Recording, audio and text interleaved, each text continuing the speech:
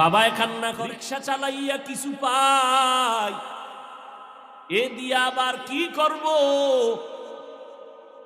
বড় লোকের সন্তানেরা সুন্দর জামা কাপড় পরে নাচানাচি করে রাস্তায় ঘুরে, বাচ্চারা তো বুঝে না, ওরাও বাবার একা আব্বু আমাদের নতুন নতুন জামা দাও।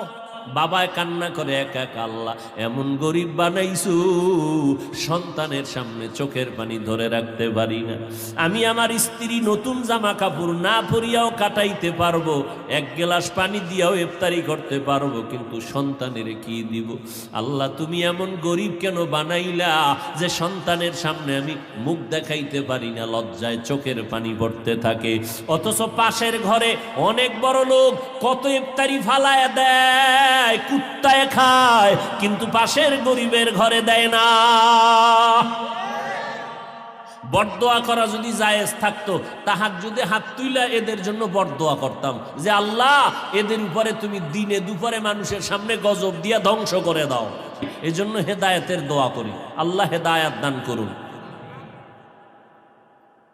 অথচ প্রত্যেকটা বড়লোক গরিবের কাছে এই পরিমাণ জিম্মি, এই পরিমাণ দুর্বল যে তার জীবনটাই মনে হয় গরিবের হাতে আটকানো।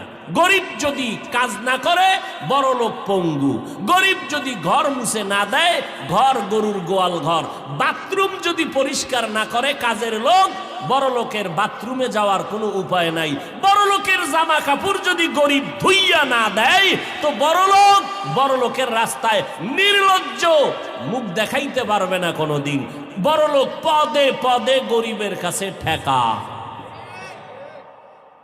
অথচ গরিবের সাথে জুলুম করে চূড়ান্ত, বেশি চূড়ান্ত পর্যায়ে জুলুম করে গরিবের সাথে। জীবনে ফোলাডায় জামা কাপড় ধুইয়া দেয় না, এর নামে ফেলাট লেখা দিছে। আর যে দৈনন্দিন জামা কাপড় ধুইয়া দেয়, জোতা মুছে দেয়, এর মাস শেষ বেতনটাও দিতে চায় না। যদি চাইতে যায় অনেক বালিকেরা মারে।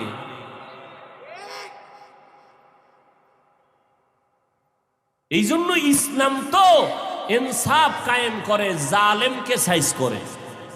এই জন্য জালেমের গোষ্ঠী ইসলাম চায় না, চোরের গোষ্ঠী ইসলাম চায় না, ডাকাতেরা ইসলাম চায় না, দুর্নীতি যারা করে ওরা ইসলাম চায় না। ওরা জানে ইসলাম আসলে ওদের চুরি বন্ধ হয়ে যাবে, ওদের দুর্নীতি বন্ধ হয়ে যাবে, ওদের জুলুম বন্ধ হয়ে যাবে। এজন্য ওরা ইসলাম চায় না। মক্কায় রসুল আসছেন এমন এক টাইমে যে মক্কার মানুষ পৃথিবীর নিকৃষ্ট খারাপ, নবী আসছেন আদর্শ দিছেন, এমন দামি হয়ে গেল আল্লাহ কয় এরা জান্নাতি, আমি টিকিট দিয়ে দিলাম। সেই নবীর আদর্শ ১৫০০ বছর পরে আমরা গ্রহণ করছি। আজকে আমগো ময়দানটা বেহেশতের বাগানের মতো, নিয়ন্ত্রণের জন্য কোনো পুলিশ টুলিশ লাগেনি, বলেন? তাহলে নবীর আদর্শের আকর্ষণ আছে না নাই? আছে। রসুল তো চ্যালেঞ্জ দিয়ে গেছেন। আজকে আমরা মুসলমান বুঝি না, কিন্তু বিধর্মীর ঘরে জন্ম নিয়া অনেকে বুঝে আর কালেমা বলে। আর আমরা মুসলমান নবীরটা জবাই করি, বেঈমানেরটা গ্রহণ করি। নবী কইছে চুল কাটো চারদিক সমান, মুসলমান নবীরটারে জবাই কইরা বেঈমানের পাছাটা গোলামি করে। চুল খাইটা ইন্দুর আর বান্দর হয়ে গেছে, মদিনার উম্মত হইতে রাজি না, বেঈমানের পাছাটা গোলাম হইয়া ওই নাস্তিকদের স্লোগানে এরা মানুষ না, কয় কি, কয় বান্দর। ওই চুল কেটে এখন বান্দর হয়ে গেছে, সাইজটাও বান্দরের মতো। আর মোবাইল চালাইয়া সারা রাত কার্টুন হয়ে গেছে চেহারা, কার্টুন।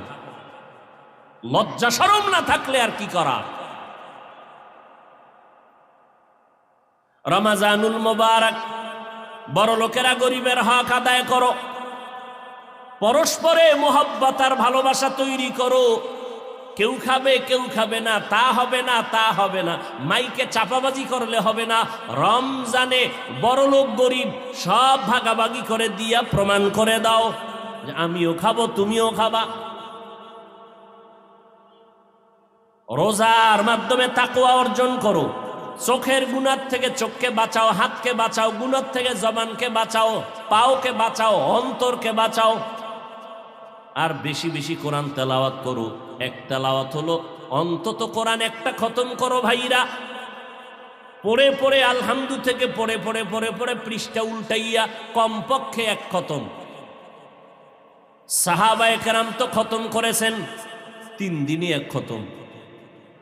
তামিমে দারি রাদিয়াল্লাহু তাআলা আনহু আহা এক রাইতে 300 রাকাত একদিনে নফল নামাজ পড়েছেন।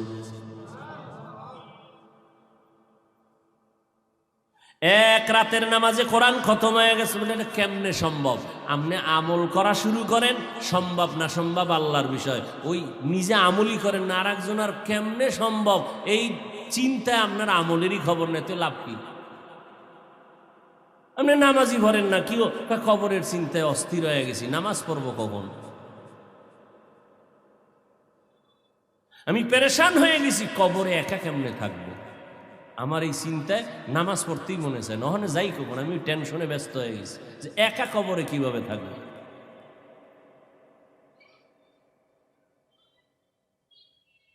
হ্যাঁ, হিন্দুরাও রোজা রাখে, খ্রিস্টানেরাও রোজা রাখে, ইহুদিরাও রোজা রাখে, আমরাও রাখি, এক নাকি?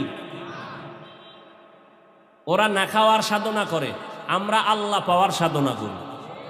কথা বুঝেননি? তাহলে রোজার ব্যবধান আছে না নেই?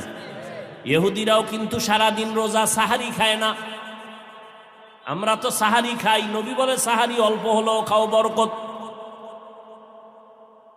কিছু মানুষ আছে না সাহারি না, ওই এসার তারাবি করে আদা ফ্যাট খাইয়া ঘুমায়, হুদা ওই সময় ঘুম নষ্ট করে ওঠার দরকার আছে। অথচ রসুল বলেছেন অল্প হলেও খাও, সাহারির মধ্যে অনেক বরকত।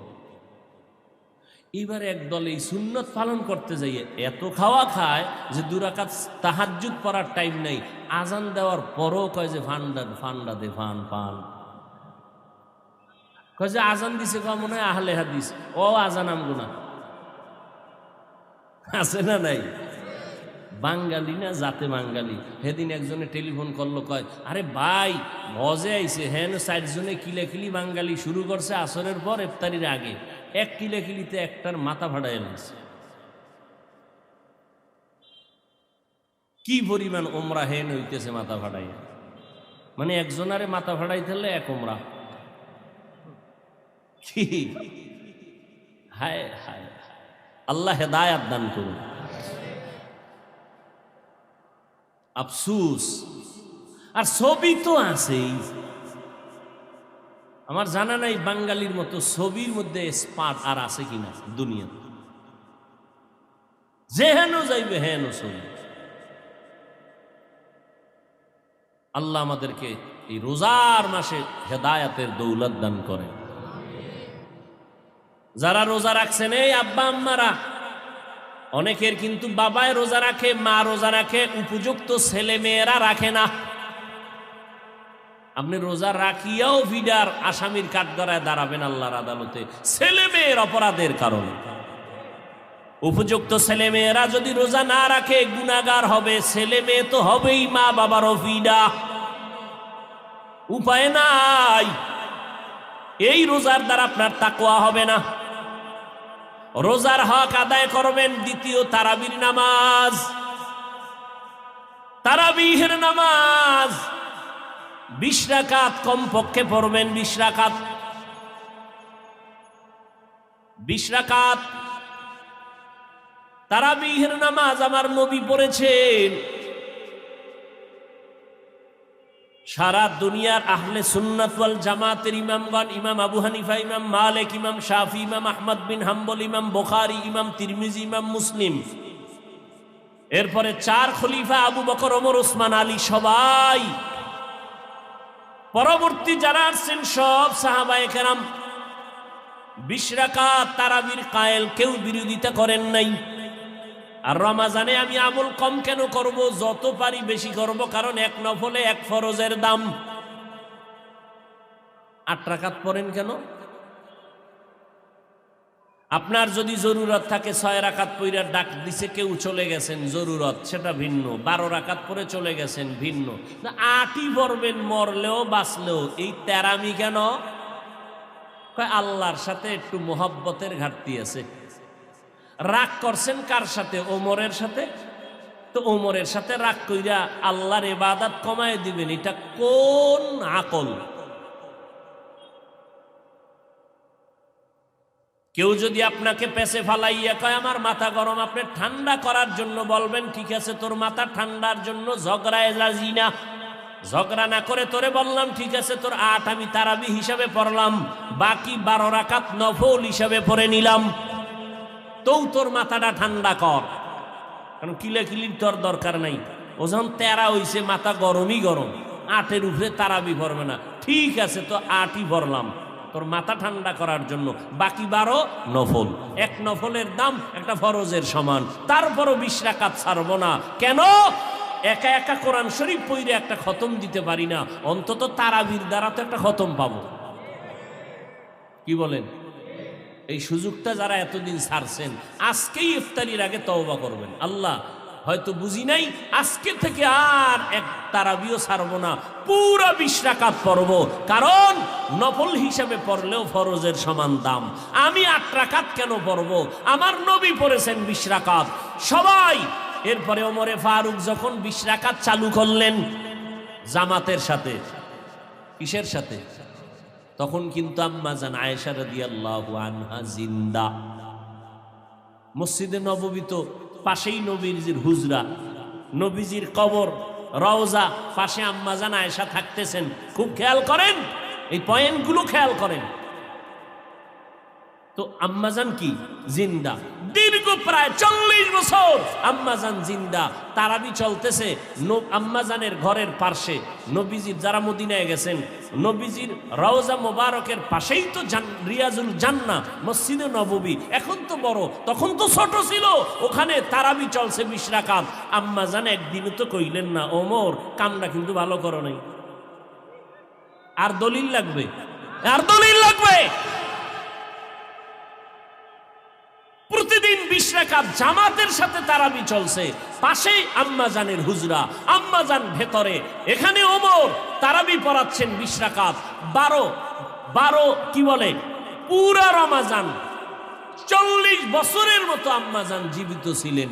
একদিন তো বলেন না ওমর তুমি এই কাজটা তো ঠিক করো নাই, আমার রসুল তো এটা পছন্দ করতেন না। অথচ আম্মাজান পাশে বৈশা তেলাওয়াত শুনতেন, তেলাওয়াত করতেন, খুশি।